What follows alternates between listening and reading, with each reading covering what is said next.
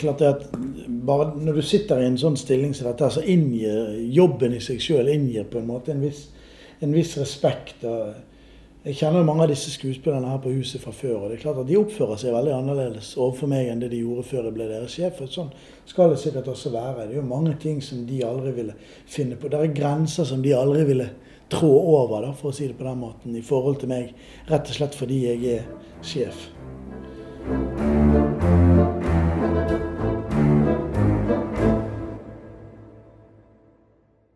Hvis du står litt frem forbi, rett på hålet der, sånn, der. Det er bra, ja.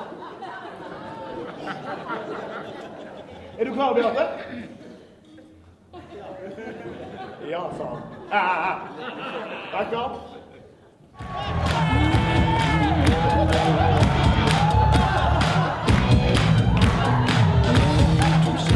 Grenser som de aldri ville trå over, for å si det på den måten, i forhold til meg, rett og slett fordi jeg er sjef.